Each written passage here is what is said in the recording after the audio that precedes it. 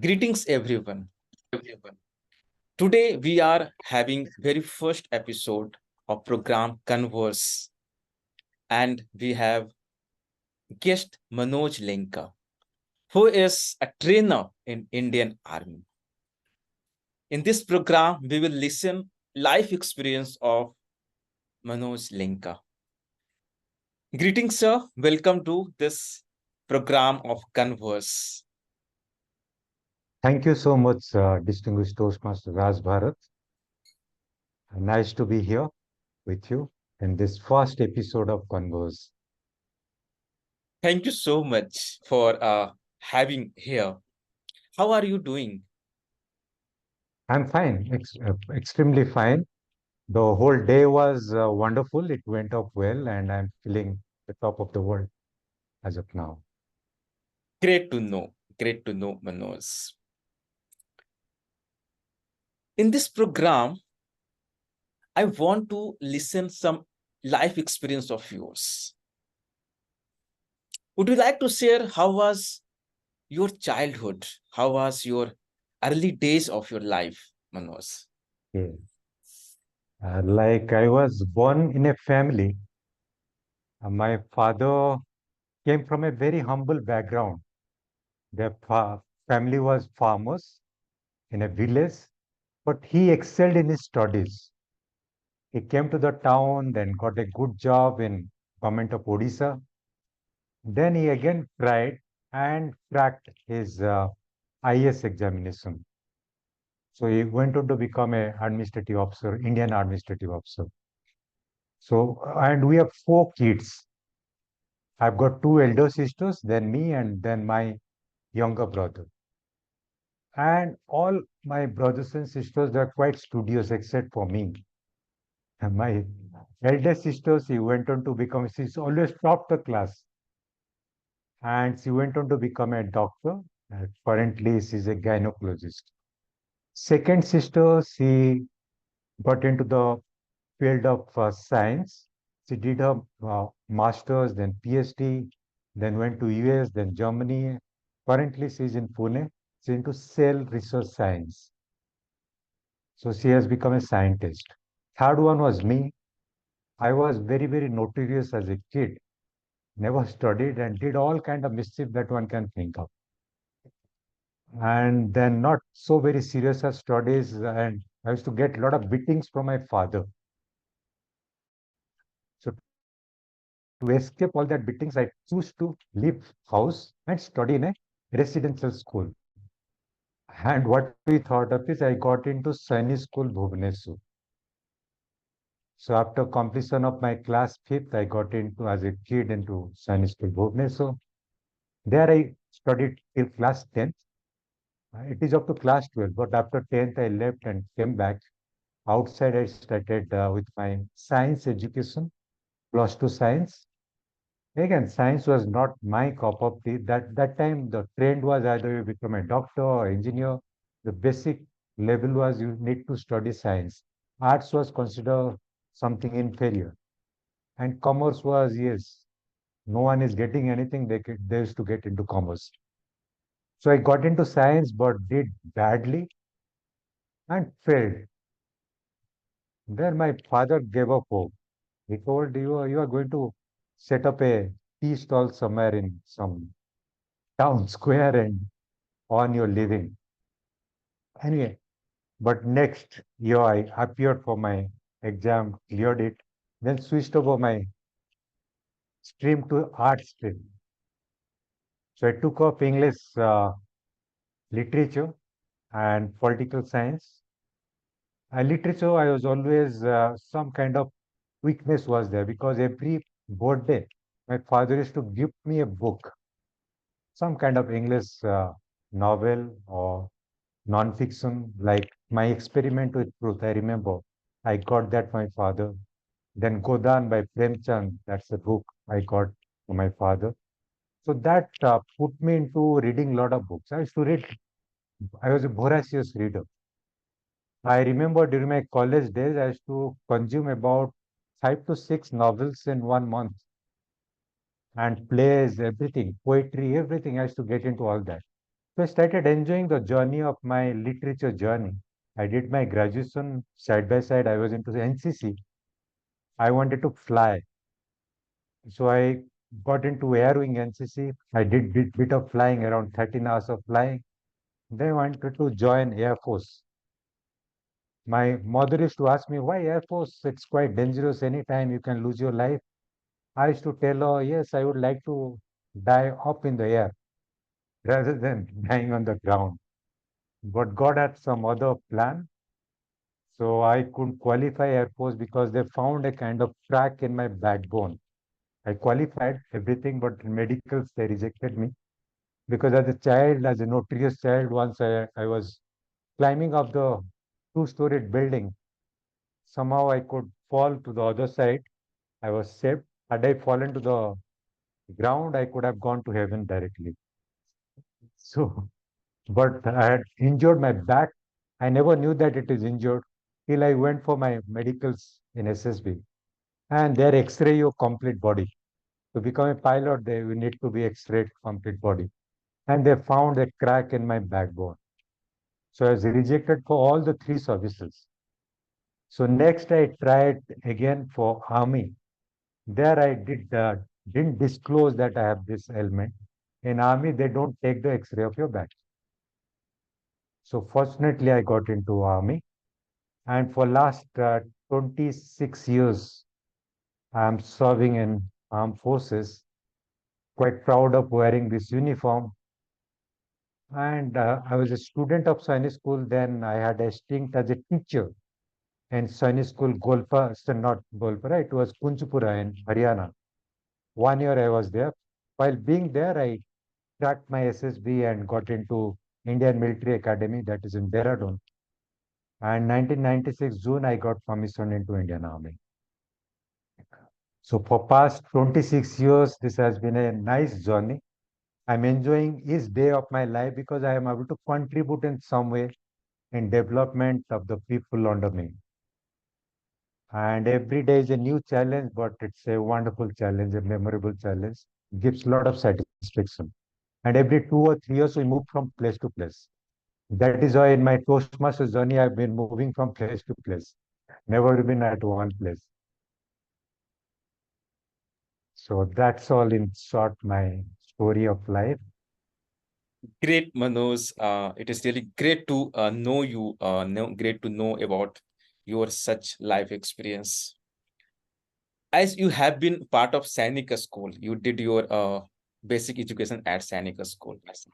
So those parents who wish to have their kids to be in the defense force, so how they should encourage their kids to be part of those Sainika school or such a schooling system where they can develop those faith and confidence to serve the India, to serve the India as defense ministry or defense force. Sunny school is one way of training your kids, or else from any background, one can get into defense forces. It's not necessarily that you need to study in Sunny school, but Sunny school gives you a platform. It's a public school environment gives you, and you get a lot of scholarship from Government of India.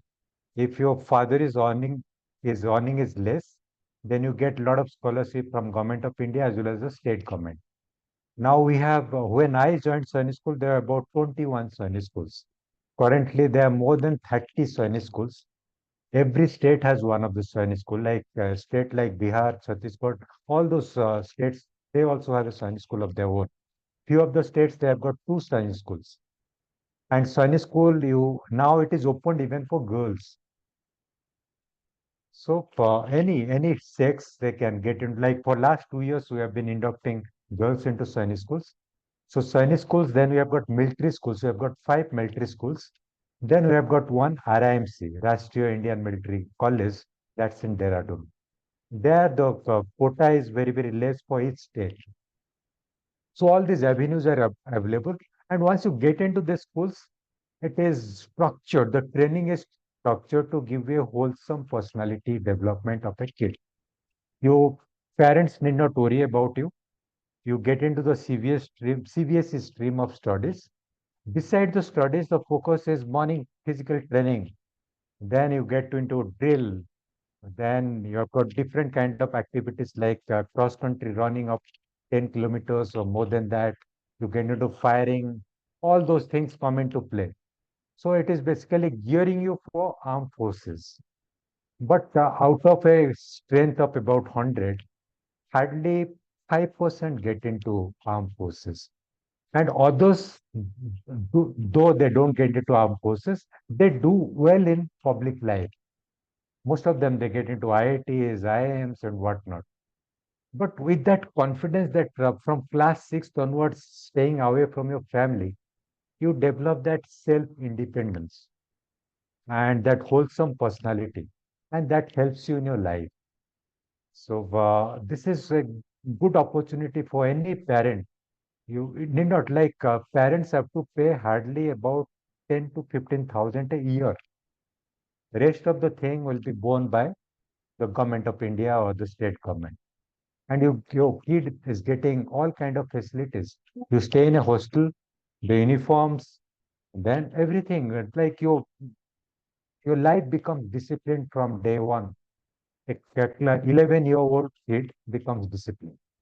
Of course, we do a lot of mischief over there, but still, we get disciplined from the childhood days. So this is a good platform for anyone who is aiming to give a good sound environment for his kid, let it be a boy or a girl. So this is a good way of putting them into sunny schools or military schools or even RIMC, Raष्ट्रीय Indian Military College. Great. So it helps a kid or it helps a person to develop self-independence, develop healthy lifestyle from self Yes. perspectives throughout their life. You spoke about your reading hobby. How does it helps a person if the person reads a lot? How does it help an individual, Manoj? Yeah, that's a great question. I remember my interviewing officer in my SSB, there are three segments.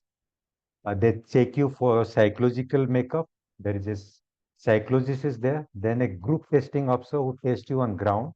Then there is an interviewing officer. My interviewing officer made the mistake of asking me this question. Why I say made the mistake? Next 15 minutes, we are talking about books only. And that was my hobby. So I could carry him into my domain. I didn't let him go. Yes. So this I developed from a childhood as I was getting all those books from my father. My father had a wonderful library of his own. He also was fond of reading. Reading basically, once you get into this habit, you are never alone. I never felt I need to be in company. I never felt I need to have more friends. I always have very, very chosen friends, two or three. In home also, whenever I go, I pick up a book and lose my way in that world of book. People say, how can you be remaining confined your room? Till now, I'll be happy holding a book and getting lost in that book. And once you get into this book, of course, this you are getting into that vicarious world. You escape the real world. People sometimes call me, I'm an escapist. Yes, that too, that's somewhat true. I don't face the real world. I'm more comfortable in the virtual world, the world of the books. I fall in love with the characters in the books. I put my remarks and how it helps your vocabulary. It helps your ideas. I'm never short of ideas. Anytime, like in my Toastmasters journey, I never struggled to find a topic. While people say, what do I speak on? I was always ready with a topic. In my first Toastmasters journey at Dehradun, it was a competition among all of us to get a slot, speech slot. So once the meeting gets over, we used to send it a kind of message to the VP education. And so many. Whoever sends the message first, he gets the slot. So the slots were fixed, two or three.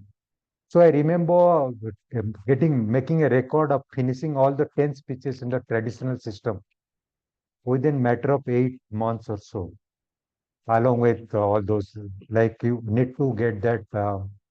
competent communicator and competent leadership.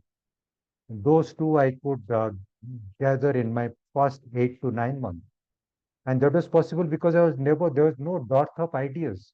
Even now, whenever I talk to people in my present profession, I am always full of ideas. I know how best to modulate my ideas to suit the other person. So reading, I think it's a wonderful hobby among all hobbies. I have cultivated other hobbies like the philately, then that is collection of stamps, collection of coins, numismatic, you call it. So all those hobbies also I generated, even collecting postcards and whatnot. But this reading hobby I have continued till date, and I'm enjoying it till date. Whatever good books I find, fiction, non-fiction, I get into that, and I enjoy being in that world of make believe. And I have never doubt of any company. I never feel lonely. If I've got a book, I don't require anyone in life. That is true, Manoj. When we read, we live multiple lives together, and we always have something to think about with different ideas which we receive while reading different books. Thank you, Manoj, for sharing your experience here. You spoke about your back injury where you did not get chance to get selected.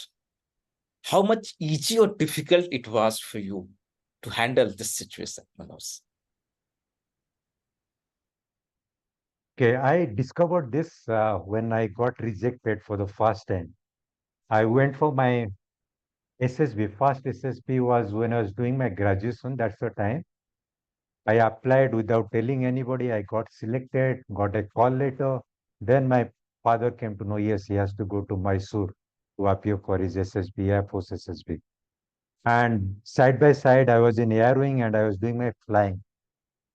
And there also medical, I was able to do everything. I used to participate in athletics. I used to get a lot of accolades, those cups, medals, and whatnot. So I never imagined that I have got this element.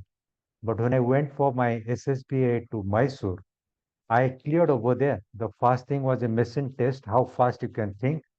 I cleared it, that you can appear once in your lifetime, and that I cleared.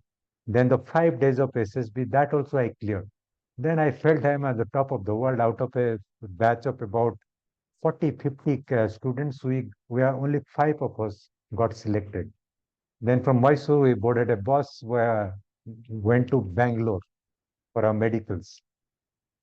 And there again, somebody was very, very tall. He was rejected because he won't fit into the cockpit. Somebody has eyesight problem. I had everything perfect, but they had taken the X-ray in between. On the third day, they took the X-ray. The X-ray report that time used to take bit of time. Nowadays, it comes immediately. So that was in 1990, sorry, around uh, 87. So that time, that used to take bit of time. And on the last day, one day prior to the result, the X-ray report came and I was called. They said you have a crack in your backbone. And I was rejected for all three services. So I lost hope. Okay, armed forces are not for me. And when I showed it to a civil doctor, they said, yes, it's there. And you should not be lifting up any heavy object. You should not bend down. You should take up a job which is a desk job. And that was what they had advised me. But next, I saw that again. I never lost hope on flying. I went for Varanasi. Next, I went for helicopter flying. There somehow I got rejected. Then I again went to Dehradun. There again Air Force. I was it's mad after flying. And my father couldn't afford flying because each hour was costing around for 4,000 rupees that time. Now it must be around 20,000 rupees. And to become a pilot, you require 250 hours of flying. So then Dehradun, there again I got selected. They sent me to Delhi. Daily, the person who took my X-ray, he called me. I knew I'm caught, but he called me. I said, I'm very, very keen to join. You need to clear me. I'm perfectly fine. I can do everything. And that doctor cleared me. I don't know what happened. He cleared me.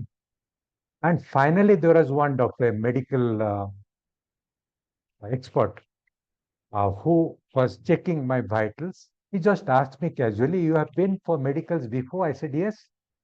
And what was your ailment? I said, there was a crack in my back. And he got wild because I was not used to spelling lies often. It came out automatically.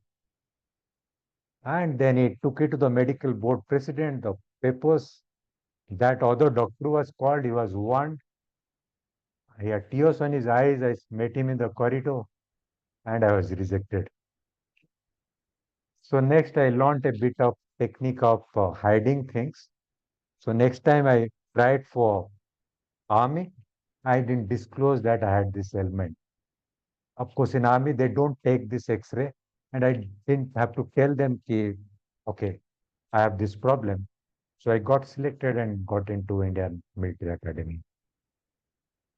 And for past 26 years, I've been doing everything. I've ran half marathons. I've done all kind of training, swimming and running all those with heavy load on my back. I've done 5 kilometers and more. No problem. Like sometime, yes, I used to have, like in winters, I used to have problem in my back. But nowadays, I've started this habit of doing yoga every day, and that is keeping me fit. For last 3, 4 years, I've never had to go to the hospital to get my back treated. That is amazing to listen, Manoj. I understand how much challenging moment all those can happen for a person who has such incidents. One thing which you would like to pass a message to person who would be listening you about those who wish to be in the defense of India. One message which you Yeah. want to give to them. I've been training people now to get into armed forces. Uh, and what I tell them is it's a personality test of personality. Those SSB service selection board, it's called a selection board, not a rejection board. But you find over there 8, 9 batches, batches after batches, they come, they get just washed out. And a single batch, hardly out of a 40, 50 students, hardly 4, 5 get selected. And what do they go for? Looking at your personality. And there you cannot bluff. So be yourself, genuine self, as a common human being. And personality cannot be trained in one day. It has to be built up over the years. So what I advise the people who are aspiring to get into armed forces, be true to yourself. Your day-to-day activities, from morning till night, how do you spend that? If you spend it worthwhile, being truthful to yourself, it's not that if somebody is looking, I need to do it properly. No, that is being false to yourself. The man in the mirror, ultimately, you have to prove to the man in the mirror you are true. So if you're genuine, yes, as a kid, you need to be mischievous. You cannot be too very disciplined. If you have done some mischievous, okay, good. And somebody asks who is the Prime Minister of India, who is the President of India, who that, you do not know, it's okay, accept it. So tell the interviewing officer, I do not know, sir. So be truthful. Uh, they do not want very, very intelligent guys. They want people who can become great leaders, who can stand on their own and execute things on ground, who are honest, so that they can perform their duty with honesty and take the country's load will be on their shoulders. The people, whatever, we are now on the top of the world, as we have crossed even China in population. So this population, if they need to have a good night's sleep, the people in uniform need to be truthful, faithful to the country. And that faith cannot be developed in one day. You need to build up from childhood. So be true to yourself. The way you day-to-day activities, if you do it properly with sincerity, I think you're preparing yourself to get into armed forces. No one can stop you. Great. And Thank it you, gives a lot Manoj. of satisfaction. Great. Thank you, Manoj, for sharing this point that helps a person to build themselves to be part of Indian defense. One closing question, Manoj, is what is one thing which is you are still aspiring to accomplish in your life and which will inspire other people? At the age of 55, what I'm aspiring to be is to be myself. What we do is most often we start wearing different masks. We try to be somebody who you are not, and we try to fulfill ourselves by doing that. Now, for last 4 5 years, after reaching the age of 50, though I was always introvert, losing myself in my own world. Now I'm becoming more introvert in the sense I'm trying to take a journey inside. As a young man, I used to dream of a bigger house, bigger vehicles, and whatnot. Nowadays, I'm reducing everything, becoming a minimalist. As I'm traveling or rather galloping towards my final exit, it can come any day. So I'm trying to cut short all those desires and try to live within minimum means, and that is making me more happy rather than what is in for me. I am trying to develop a habit of giving it to others. So by minimizing my needs, I am able to spread the happiness all around. So this I have realized after reaching the age of 50. I think the earlier we realize this, we'll be happier every day. And I've been talking in different forums like you need to romance with your three BBs to feel like a Batsa. You need to romance with your three Bs, your body, your breath, and your brain, your mind. So start exercising all three every day. Minimize your wants. Then you are the happiest person in the world. You do not require anybody or anything to make you happy. At the end of the day, if you're happy, contented, you are getting a good night's sleep, I think that is all you require. At end, like from mother's home to Mother Earth's home, that's the journey of life. And finally, you are not going to carry anything. What you are going to carry is good memories. And if you can contribute to the society, make other people happy, I think you are leading your life in the true sense. Thank you. Thank you so much, Manoj, for sharing your life experience and helping people who are listening us, who are watching us with your experience, with your message. And I'm very sure that those who are listening us, those who are watching us, they will get benefit a lot with your experience. Thank you so much, Manoj. Thank you. Thank you, Bharat. Thanks a lot.